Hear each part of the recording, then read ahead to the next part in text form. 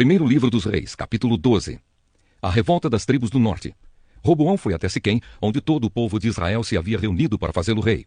Jeroboão, filho de Nebate, que havia fugido do rei Salomão e ido para o Egito, soube disso e voltou de lá. O povo das tribos do norte mandou buscá-lo, e foram todos juntos falar com Roboão. Eles disseram: Salomão, o seu pai, nos tratou com dureza e nos fez carregar cargas pesadas. Se o Senhor tornar essas cargas mais leves e a nossa vida mais fácil, nós seremos seus servidores.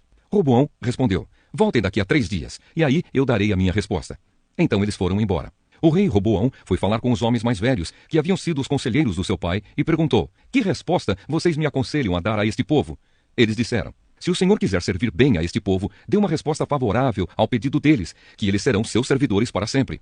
Mas Roboão não seguiu o conselho dos homens mais velhos, e foi falar com os jovens que haviam crescido junto com ele e que agora eram os seus conselheiros. Que conselho vocês me dão? Perguntou ele. O que é que eu digo a este povo que está pedindo que eu torne as suas cargas mais leves? Eles responderam: Você deve dizer o seguinte: O meu dedinho é mais grosso do que a cintura do meu pai. Ele fez vocês carregarem cargas pesadas. Eu vou aumentar o peso ainda mais. Ele castigou vocês com chicotes. Eu vou surrá-los com correias. 3 dias depois, Jeroboão e todo o povo foram falar de novo com o rei Roboão, como ele havia mandado. O rei desprezou o conselho dos homens mais velhos e falou duramente com o povo, como os jovens haviam aconselhado. Ele disse: O meu pai fez vocês carregarem cargas pesadas. Eu vou aumentar o peso ainda mais. Ele castigou vocês com chicotes. Eu vou surrá-los com correias. Assim o rei Roboão não atendeu o povo. O Senhor Deus fez com que isso acontecesse para confirmar aquilo que ele, por meio do profeta Aías de Siló, tinha dito a Jeroboão, filho de Nebate. Quando os israelitas viram que o rei não ia atender o seu pedido, começaram a gritar: Abaixo Davi e a sua família! O que foi que eles já fizeram por nós? Homens de Israel, vamos para casa! Que Roboão cuide de si mesmo! E assim os israelitas foram para suas casas, deixando Roboão como rei somente do povo que morava no território da tribo de Judá. Então o rei Roboão mandou que Adonirão, o encarregado dos trabalhadores forçados, fosse falar com os israelitas, mas eles o mataram a pedradas. Porém Roboão saltou depressa para o seu carro de guerra e fugiu para Jerusalém. Desde aquela época até hoje, o povo de Israel, o reino do norte, está revoltado contra os reis descendentes de Davi. O povo de Israel soube que Jeroboão havia voltado do Egito. Então eles o convidaram para uma reunião com todo o povo e o fizeram rei de Israel. Somente a tribo de Judá ficou fiel aos descendentes de Davi. A profecia de Semaías. Quando Roboão chegou a Jerusalém, reuniu 180.000 dos melhores soldados das tribos de Judá e de Benjamim, pois tinha a intenção de sair para lutar contra as tribos do norte de Israel e ser o rei delas de novo. Mas o Senhor falou ao profeta Semaías e mandou que desse a Roboão e a todo o povo das tribos de Judá e de Benjamim o seguinte recado: Não ataquem os seus próprios irmãos, o povo de Israel. Voltem todos para casa. Se tudo aconteceu assim, foi porque eu quis. Então eles obedeceram à ordem de Deus, o Senhor, e voltaram para casa. Jeroboão afasta-se de Deus. O rei Jeroboão de Israel cercou de muralhas a cidade de Siquém, na região montanhosa de Efraim, e morou um pouco de tempo ali. Depois saiu e cercou de muralhas a cidade de Penuel. Então pensou: do jeito que as coisas estão, se o meu povo for a Jerusalém oferecer no templo sacrifícios ao Senhor Deus, os corações deles vão cair para o lado de Roboão, rei de Judá, e eles me matarão. Por isso ele fez 2 touros de ouro e disse ao seu povo: Já chega de ir a Jerusalém para adorar a Deus. Povo de Israel, aqui estão os seus deuses que tiraram vocês do Egito. Ele colocou um dos touros de ouro em Betel e o outro em Dan. E assim o povo pecou, indo adorar em Betel e em Dan. Jeroboão também construiu lugares de adoração no alto dos morros e escolheu para sacerdotes homens que não eram da tribo de Levi. A adoração em Betel é condenada. Jeroboão também deu ordem para que houvesse uma festa religiosa no dia 15 do 8º mês, como a festa que se realizava no reino de Judá. No altar de Betel, ele ofereceu sacrifícios aos touros de ouro que havia feito e pôs ali em Betel os sacerdotes que serviam nos lugares de adoração que ele havia construído nos morros. No dia 15 do 8º mês, dia que ele mesmo havia escolhido, foi a Betel e ofereceu um sacrifício no altar, celebrando a festa que havia criado para o povo de Israel. Carta aos Filipenses, capítulo 3. Completamente unidos com Cristo.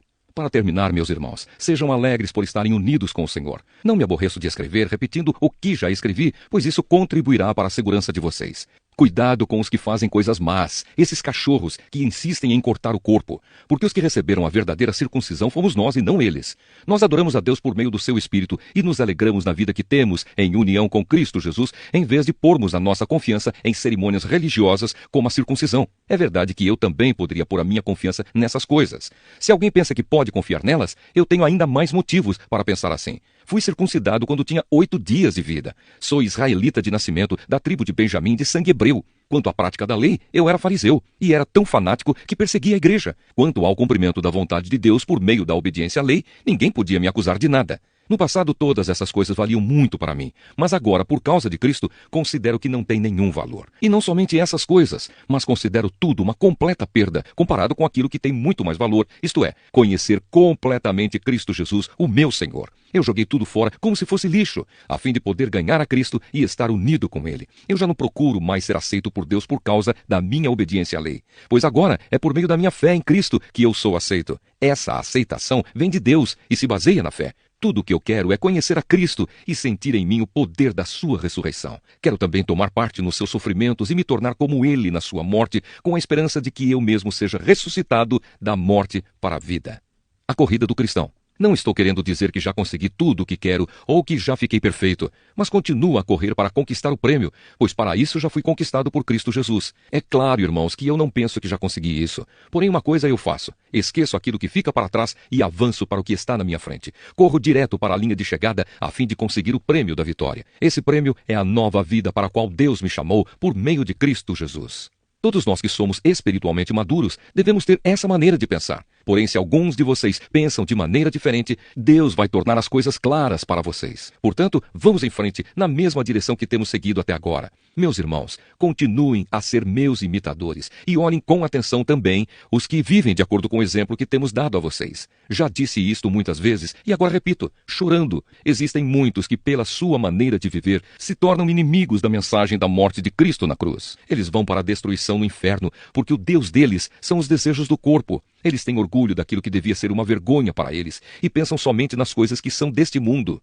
Mas nós somos cidadãos do céu e estamos esperando ansiosamente o nosso Salvador, o Senhor Jesus Cristo, que virá de lá. Ele transformará o nosso corpo fraco e mortal e fará com que fique igual ao seu próprio corpo glorioso, usando para isso o mesmo poder que ele tem para dominar todas as coisas. Ezequiel, capítulo 42. Os dois edifícios perto do templo. Então o homem me fez sair para o pátio de fora e me levou para o lado norte do templo, a um edifício que não ficava longe do edifício construído na ponta oeste do templo.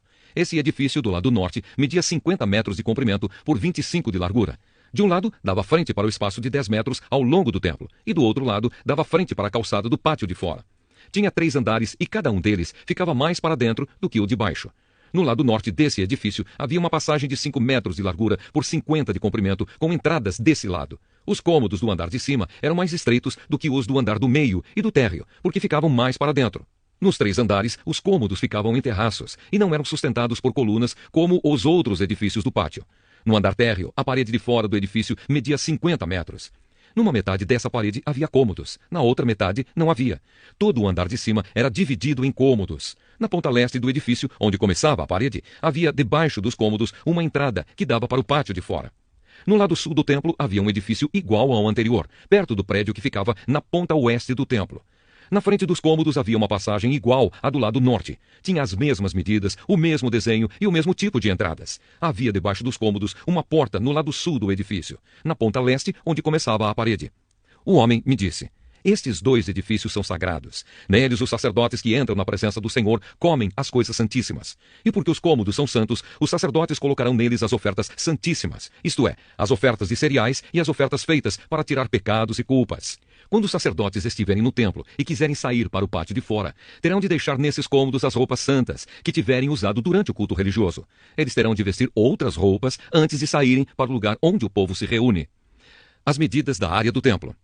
Quando acabou de medir por dentro a área do templo, o homem me fez sair pelo portão do lado leste, e então mediu a área por fora. Com a vara de medir, ele mediu o lado leste. Tinha 250 metros. Aí, ele mediu os lados norte, sul e oeste, e cada lado tinha a mesma largura, isto é, 250 metros. Assim, o muro cercava uma área quadrada que tinha 250 metros de cada lado.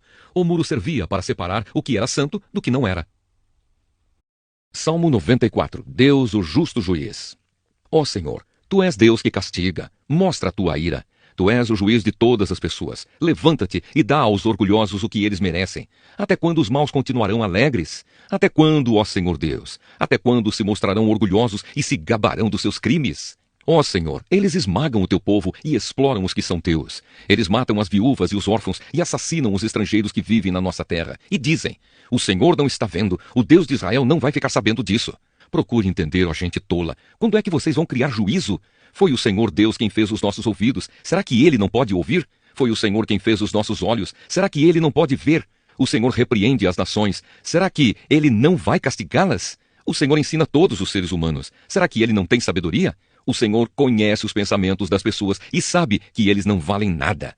Ó Senhor Deus, felizes são aqueles que tu ensinas, aqueles a quem ensinas a tua lei. Tu farás com que fiquem tranquilos nos dias de aflição, mas para os maus serão abertas sepulturas. Pois o Senhor não abandonará o seu povo. Ele não deixará desamparados aqueles que são dele. Assim haverá justiça nos tribunais e todos os que são honestos estarão a favor dela. Quem se levantou a meu favor contra os maus? Quem ficou do meu lado contra os que fazem o mal? Se o Senhor não tivesse me ajudado, eu já teria ido para a terra do silêncio. Ó Senhor Deus, quando senti que poderia morrer, o teu amor me amparou. Quando estou aflito e preocupado, tu me consolas e me alegras. Tu não queres nada com juízes desonestos, pois eles fazem a injustiça parecer justiça. Ajuntam-se para prejudicar as pessoas honestas e condenam à morte os inocentes. Mas o Senhor me defende, Ele é a minha rocha e o meu abrigo. Ele castigará esses juízes por causa das injustiças que eles têm cometido. O Senhor, nosso Deus, os destruirá por causa dos seus atos de maldade.